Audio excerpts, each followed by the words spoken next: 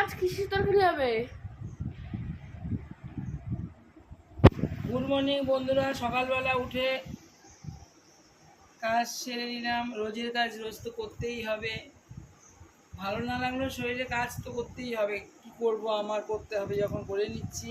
রান্না না করলে কি খাবো বলো? পেটটা পেটটা তো আর থেমে থাকবে না। যদিও মন চাইবে কাজ না করে বসে থাকি, কিন্তু পেটটা তো থামবে না। তাই সকালবেলা সমস্ত কাজ সেরে সবজি নিয়ে বসছি।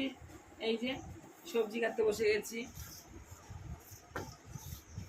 সবাই কাজ করা, সবাইকে আর বসে থাকো, আমি কি একা কাজ করি না? সবাই সবার সংসারে কাজ করতেই হবে। আজই এই একটা সবজি কেটেছি, আর একটা এই পেঁপে দিয়ে আলু দিয়ে একটা সবজি করছি। আর দেখি কি করা যায়। মা বাজার থেকে মাছ মাংস কি আসে দেখি, এখনো তো বেলা হয়নি। এই রান্না খাবো না আমি। যেমন রবিবার সোমবার রান্না করেছো, মনি এসে সেমনই রান্না করো আজও। এই উল্টো পাল্টা রান্না খেয়ে কি লাভ হয়? লাভ লস দিয়ে রান্না করে কেউ? লাভ লস এর জন্য টেস্টটা চলে যায়। বাপরে বাপ। রবিবার সোমবার মাংস হয়েছে, ফ্রাইড রাইস হয়েছে না, ফ্রাইড রাইস পোলাও হয়েছে না, বিরিয়ানি হয়েছে না, ওটাই আজ করতে দেয়। তাহলে মনিকে আসতে বল, থাকতে বল। কেন?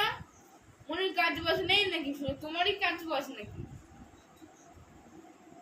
কি কথাবার্তা, মনির কাজ বাজ নেই নাকি? মনি তোরা করে খাওয়াবে। তুমি খাওয়া, তুমি যখন আসো।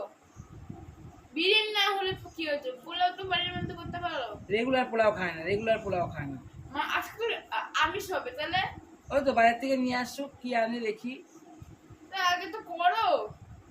এই সবজিগুলো করে নি বাবা, সব রকম খেতে হয়। পেঁপে কেন? পেঁপে দুনিয়া না থাকলেই ভালো হতো।